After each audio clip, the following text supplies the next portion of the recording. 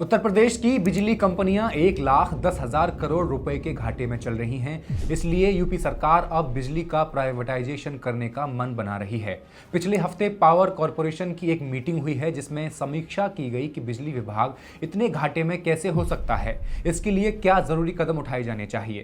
तो तय किया गया कि पीपीपी मॉडल के तहत जैसे ओडिशा में बिजली का प्राइवेटाइजेशन किया गया था, वैसे ही उत्तर प्रदेश में भी किया जाए। इस निर्णय से लेकिन यूपीपीसीएल के कर्मचारी और यूनियन खुश नहीं हैं। तमाम संगठन मिलकर एक बड़े आंदोलन की तैयारी में हैं। विद्युत कर्मचारी संयुक्त संघर्ष समिति के संयोजक शैलेंद्र दुबे इस प्राइवेटाइजेशन से 68,000 एम्प्लॉइज की नौकरी पर तलवार लटकने की बात कह रहे हैं। उनके मुताबिक बिजली विभाग प्राइवेट हाथों में जाने से सरकारी एम्प्लॉइज के डिमोशन होने की भी चिंता बढ़ गई है। इन सबके बीच प्राइवेटाइजेशन का फ्रेम तैयार करते हुए वीआरएस को और भी आसान बना दिया गया है। और मुझे बीएसएनएल के उन एम्प्लॉइज की याद न जाने क्यों आ रही है जिन्होंने वीआरएस लेने के लिए दबाव बनाने जैसी बात कही थी। पावर ऑफिसर्स एसोसिएशन का कहना यह भी है कि इससे नौकरियों में आरक्षण खत्म हो जाएगा, इसलिए यह निर्णय आरक्षण विरोधी भी है। तो क्या अब प्राइवेट कंपनियों में भी आरक्षण की मांग उठने वाली है? क्या पिछड़े और दलित वर्ग के इंजीनियर्स के लिए नौकरियां पाना अब और भी मुश्किल होगा? सरकार के इस फैसले के विरोध में यूनियंस की क्या है योजना? क्या सरकारी कर्मचारियों की नौकरी चली जाएगी? और सबसे बड़ा सवाल, बिजली का बिल जो अभी 6.5 रुपए लगभग प्रति यूनिट है, वो उड़ीसा की तरह 15 रुपए तक पहुंच जाएगा। प्राइवेटाइजेशन कैसे और किस शहर से शुरू होगा? फैक्ट्स एंड फिगर्स के इस एपिसोड में आई विल एक्सप्लेन।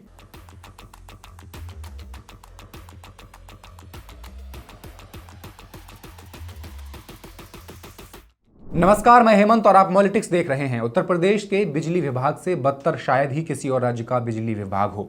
यूपी वालों ने वो दिन देखे हैं जब बिजली हफ्ते के हिसाब से आया करती थी। एक हफ्ता दिन में आएगी और दूसरे हफ्ते रात में आएगी। फिर डबल इंजन की सरकार ने चुनावों में बिजली का भी हिंदू मुसलमान करते हुए इस दावे के साथ सत्ता में आ गई कि बिजली पिछली सरकारों में सिर्फ ईद पर आती थी, हम हिंदू त्योहारों पर भी दिया करेंगे। नतीजा हमने देखा कि बिजली अब किसी भी त्योहार नहीं आती। योगी आदित्यनाथ के घर से कुछ ही दूरी पर लोगों ने बिजली की समस्या का सामना किया। गांव देहात की तो बात ही क्या करनी। बिजली बिल की बात करेंगे तो कुछ पीड़ितों का कहना तो यह भी है कि एक पंखा और एक बल्ब के इस्तेमाल भर से ही नए नए लगे इन मीटरों में 1,000 रुपए तक का बिल आ जाता है। मैं पूछना चाहता हूं, योगी जी, ऐसी अंधाधुंध उगाही के बाद भी आपका यूपीपीसीएल इतने बड़े घाटे में कैसे चला गया कि अब आपको पीपीपी मॉडल के तहत बिजली प्राइवेट हाथों में बेचने की नौबत आ गई है? क्या कोई जांच बैठाई आपने इस घाटे की समीक्षा करने के लिए? क्या उन अधिकारियों को जो वसूली के नाम पे उगाही करने सुबह निकलते हैं, शाम को बैग भर के पैसे घर लाते हैं, उनकी जांच कराने से आपको क्या डर है? जांच की बजाय प्राइवेट कर देने से आप उन बहुजनों का आरक्षण क्यों खत्म करना चाहते हैं जो हाशिए पर खड़े हैं? या तो फिर यह मान लिया जाए कि आरक्षण खत्म हो जाए, इसलिए बीजेपी सब कुछ प्राइवेट कर देना चाहती है। सबसे खास बात यह है कि बिजली विभाग के घाटे की भरपाई करने के लिए हर साल उत्तर प्रदेश सरकार की तरफ से सब्सिडी दी जाती है, लेकिन घाटा कम नहीं हो रहा है। इस घाटे की भरपाई के लिए तमाम कोशिशें की गईं। जैसे साल 2000 में सरकार ने घाटे को कम करने के लिए 1959 में गठित किए गए राज्य विद्युत परिषद को तोड़कर विद्युत निगम यूपीपीसीएल बना दिया था।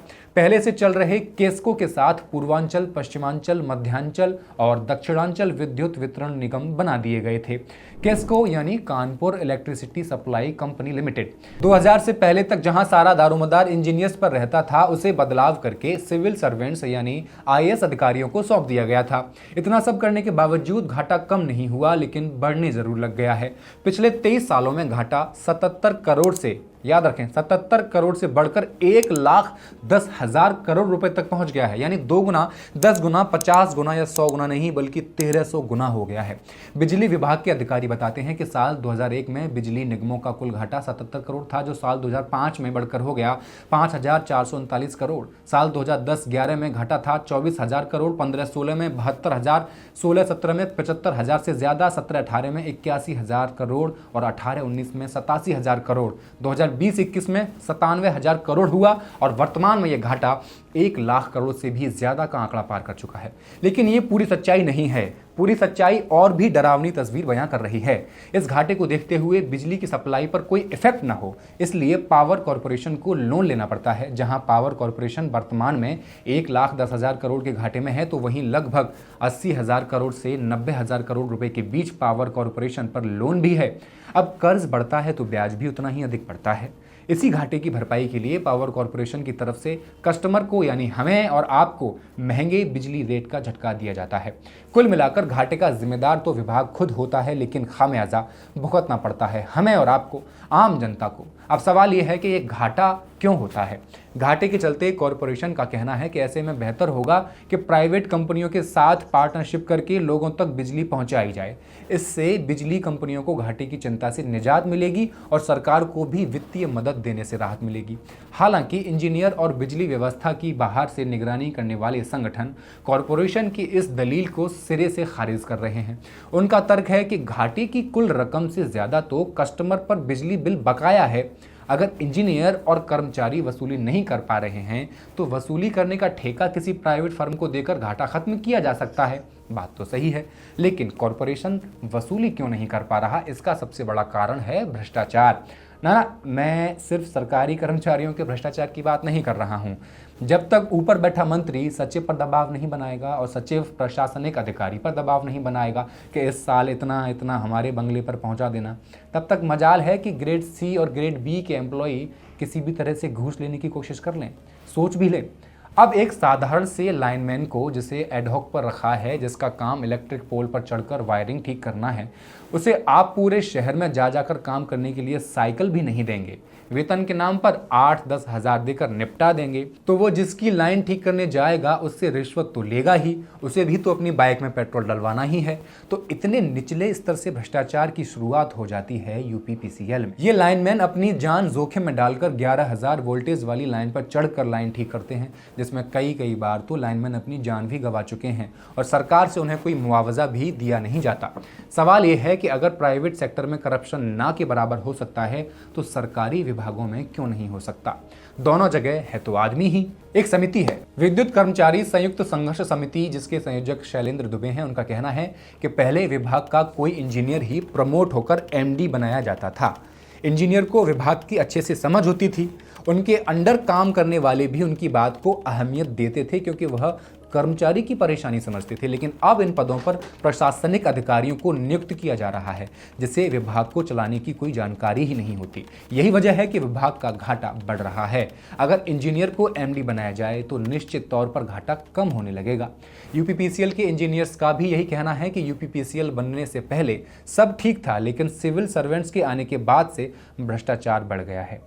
अब एक सिविल सर्वेंट के पास कितना अवैध तरीके से कमाया गया धन है, संपत्ति है, उसकी मां के नाम, उसके पिता के नाम, भाई के नाम, बहन के नाम, बेटे बेटियों के नाम, ये किसी को बताने की ज़रूरत तो है नहीं। ये जांच का विषय है और जांच नेताओं के हाथ में है। ये पूरा सिस्टम ऊपर से नीचे तक भ्रष्ट है। ये बिक गई है गवर्नमेंट, अब गवर्नमेंट में कुछ नहीं है। लेकिन वहीं उत्तर प्रदेश राज्य विद्युत उपभोक्ता परिषद के अध्यक्ष अवधेश वर्मा का मानना है कि बढ़ते हुए घाटे के लिए आईएएस अधिकारी जिम्मेदार नहीं, बल्कि बिजली विभाग के ही इंजीनियर्स जिम्मेदार हैं। इंजीनियर्स बिजली चोरी पकड़ने जाते हैं तो अपनी पॉकेट को प्राथमिकता देते हैं, न कि विभाग के राजस्व को। बिजली चोरी में लाखों का मामला वे कुछ हजार में सेट कर लेते हैं और विभाग को भारी भरकम नुकसान पहुंचाते हैं। इतना ही नहीं, जहां चोरी पकड़ते हैं तो आधा दर्जन चोरियों में से इक्का दुक्का की एफआईआर दर्ज करा देते हैं और बाकी से अपनी सेटिंग करके उगाही कर लेते हैं। लेकिन विडंबना वाली बात यह है कि इतने घाटे में होने के बाद भी सरकार जांच नहीं करा रही, किसी आयोग का गठन नहीं कर रही। इस दरमियान बात चल रही है कि बिजली वितरण को प्राइवेट हाथों में सौंप दिया जाए। पूर्वांचल और दक्षिणांचल वितरण निगम को public private partnership PPP model पर ले जाने की योजना बन रही है और प्राइवेट सेक्टर भी इसे दोनों हाथों से हथियाने की कोशिश कर रहे हैं, क्योंकि इनमें उन्हें किसी भी तरह की लागत लगानी नहीं होगी। मसलन बिजली का उत्पादन हो रहा है, लाइनें पहले से बिछी हुई हैं और वितरण व्यवस्था पहले से चल ही रही है। ऐसे में प्राइवेट कंपनियों को आकर सीधे मैनेजमेंट की जिम्मेदारी लेनी है, उनके लिए तो ये बिना बड़े इन्वेस्टमेंट किए एक अच्छा सौदा है। अब जब प्राइवेटाइजेशन का विरोध होने लगा है तो सरकार ने विरोध करने वालों को लुभाने के लिए कुछ बातें कही हैं। जैसे एक तो सरकार इसे रिफॉर्म प्रोसेस कह रही है और अधिकारी प्राइवेटाइजेशन कह रहे हैं। दूसरा, पावर कॉरपोरेशन के 2 डिस्काम पूर्वांचल और दक्षिणांचल को जिन 5 प्राइवेट कंपनियों को सौंपा जाएगा उनके चेयरमैन मुख्य सचिव ही होंगे, यानी आईएएस ऑफिसर ही होंगे। ये खुद यूपीपीसीएल मैनेजमेंट ने क्लियर किया है कि पावर सेक्टर की स्थिति सुधारने के लिए रिफॉर्म प्रोसेस के तहत मुख्य सचिव को ही पांचों कंपनियों का चेयरमैन एमडी बनाया जाएगा, जिससे अधिकारियों, कर्मचारियों, किसानों और कस्टमर के हित की सुरक्षा की जा सकेगी। इस प्रोसेस में जो भी प्राइवेट कंपनियां भाग लेंगी उसके लिए बिडिंग प्रोसेस पूरी तरह पारदर्शी रखा जाएगा। प्राइवेट कंपनियों को जमीन का स्वामित्व नहीं दिया जाएगा, यानी यूपीपीसीएल की जो भी प्रॉपर्टी है वो सरकार की ही रहेंगी, वो उसकी ही रहेंगी। उनको केवल बिजली डिस्ट्रीब्यूट से संबंधित कार्यों की अनुमति दी जाएगी। प्राइवेट कंपनियां डिस्कॉम की संपत्तियों का उपयोग शॉपिंग मॉल, दुकानें या कॉम्प्लेक्स सहित अदर बिजनेस एक्टिविटीज के लिए नहीं करेंगी। इसके अलावा स्थानीय स्तर पर वरिष्ठ अधिकारियों ने एम्प्लॉयज और ऑफिसर्स के साथ साथ एडहॉक एम्प्लॉयज से भी प्राइवेटाइजेशन पर संवाद किया। दावा किया गया कि रिफॉर्म के लिए सब मान गए हैं, लेकिन कंडीशंस अप्लाई।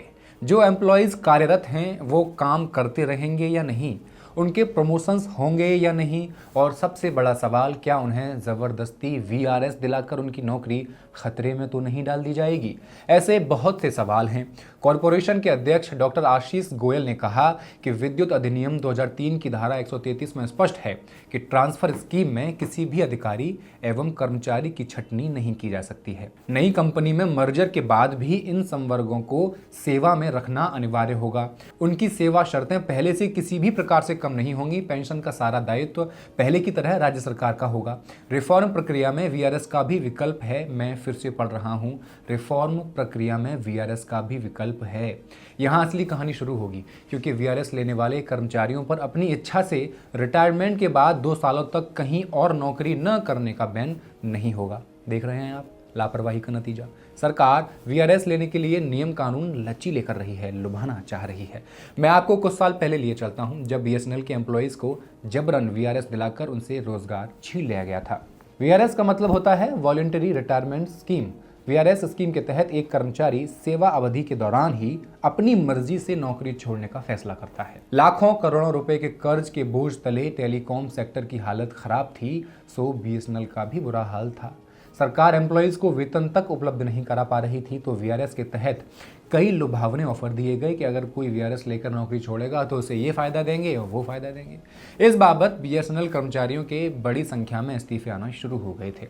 इतनी बड़ी संख्या में वीआरएस के लिए आवेदन देने वाले कर्मचारियों की संख्या पर बीएसएनएल कर्मचारी यूनियन के स्वप्न चक्रवर्ती ने बीबीसी से कहा था, लोगों को धमकियां मिल रही हैं कि अगर उन्होंने ऐसा नहीं किया तो उनका ट्रांसफ़र कर दिया जाएगा, उन्हें वेतन नहीं मिलेगा। इस कारण वो वीआरएस ले रहे हैं।